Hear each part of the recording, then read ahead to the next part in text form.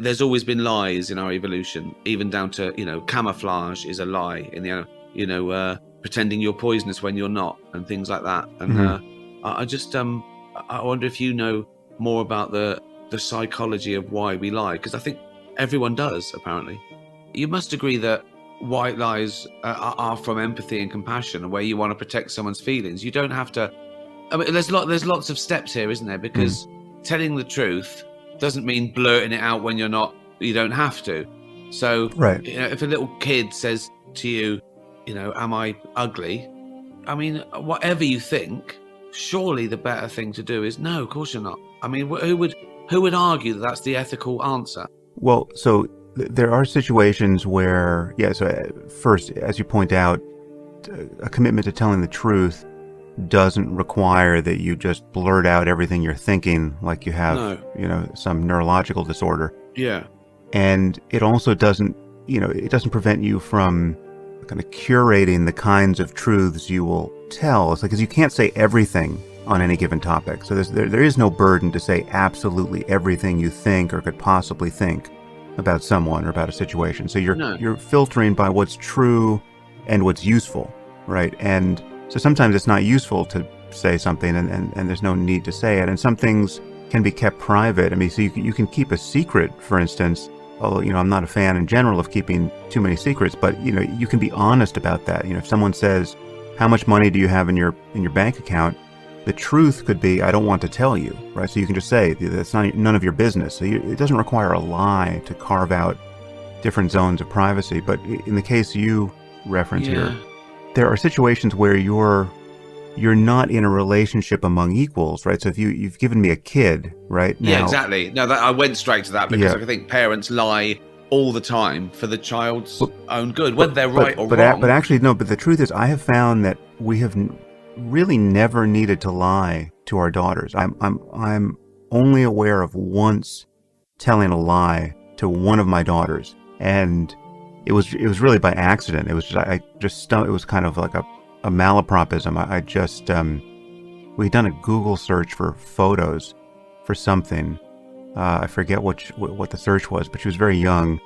Maybe she was 7, and we came upon an old woodcut, like a 14th century woodcut of somebody being decapitated, and she said, "What was that?" I just tried to move by it as quickly as possible. She said, "What's happening there?"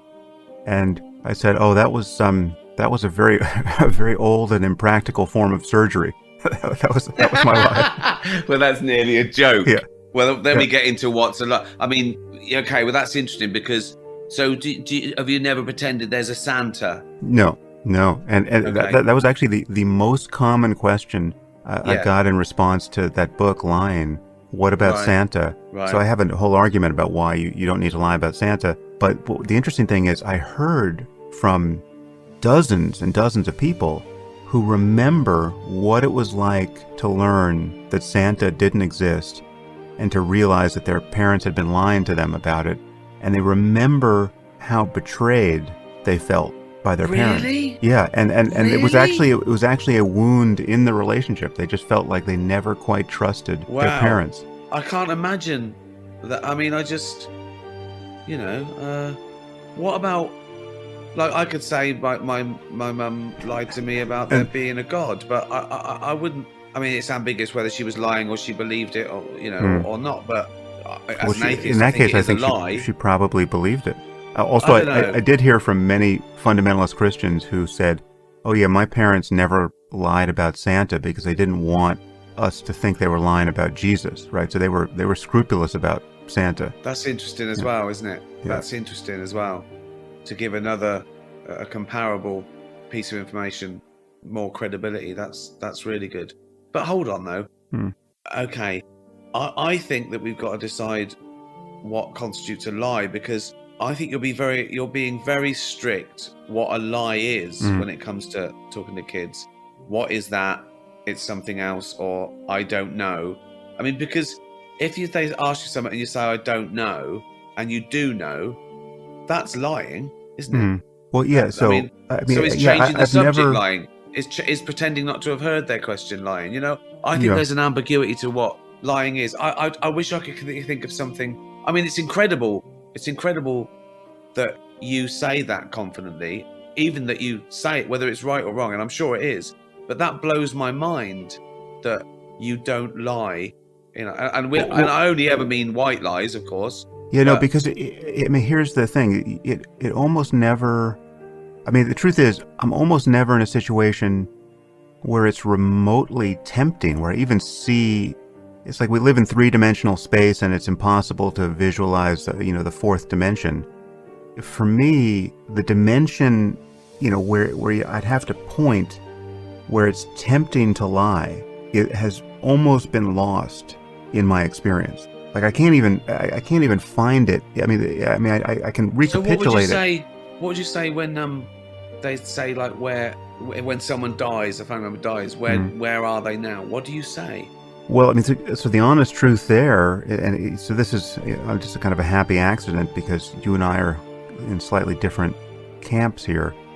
My honest truth is I don't know, right? Like I can get into the details of why it's intellectually credible to think that nothing happens, right? That there's no further experience. I see what you mean. Okay, but I don't. That's a big blank spot on the map for me, right? So you genuinely say. You genuinely and honestly say you don't know. Yes, right. And so yeah. These poor kids have got to ask the right question to get an answer, haven't they? They've got about 15 questions to put you on the spot. Right. I've become a very good lawyer. I'm gonna go, right, ask him this. Right. Yeah. It's a deposition. The endless deposition. That's incredible. I'm like Bill Clinton and Bill Gates in a deposition. Yeah, it depends what the meaning of is. Do you ever take the fifth when your kids are asking you about stuff? No, but in truth, there's really once you recognize that you're on the same team, right, and you have the interests of this person at heart, then it's just a question of how best to communicate the truth to a child generally. And so in the case of like that decapitation woodcut, right? There's been many versions of that sort of thing that came up later, like one of our daughters would hear us, talking about something that's, something horrible that had happened out in the world. And, she would ask, so, what are you talking about? And the honest truth is, listen, there are all kinds of things that happen in the world that you don't need to know about now. And this is one of them. But that's sort of my point, because your argument is a bit of a circular argument. If we're trying to find out what's best to tell a child, that includes whether the truth is the best thing to tell a child, because we don't know the reaction. So you might find out that sometimes lies are better for the child in the greater scheme of things in the world. Yeah, I just don't know. Because there's lots of other factors. I think there are a few cases. There are cases in extremis, right, where you're in some sort of emergency where it's easy to imagine, or at least it's plausible to argue, that a well-crafted lie is the compassionate and even life-saving, artifice that you need, whereas the truth, however well-intentioned, is going to run risk of serious harm. But generally, I just have not been in that situation, and it's always honest to say, listen, we're your parents, and there's all kinds of things we know that we'll eventually tell you, but right now, you don't need to know that. Or I think it's fair enough, and I think that's probably erring on the side of caution. I know now if I ask you something and you go, you're going to get it. I don't know. I know you're lying. Sam, do you think I'm losing my hair? I don't know. Well, look, I don't know. You're not looking, Sam. I don't have eyes. Ricky, I'm blind. Sam, you're not blind. I've been having problems with my vision. I can see you juggling. Am I going bald? Yes or no? Well, that's a very interesting one as well, because just going back to your kids asking you, where do dead people go? I don't know. That again, that's very convenient for you, because this is my thing with when people mistake agnosticism with atheism, right? That one's knowledge and one's belief. So no one knows. So your kids could say, "What's your best guess, though, Dad? What do you believe? You're a smart bloke, Dad. What do you believe?"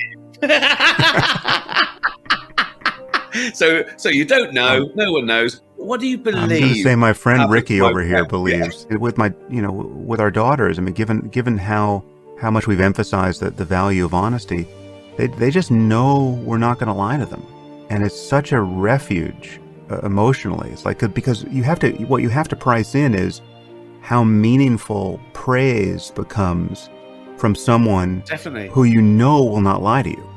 That's a very different kind of praise you're getting than from people who are just giving it because that's what they do, because it's too awkward to say anything critical. So your decision outside your own personal integrity is that this is better for the child, isn't it? Mm. To learn the lesson that never lying is a reward for all those things.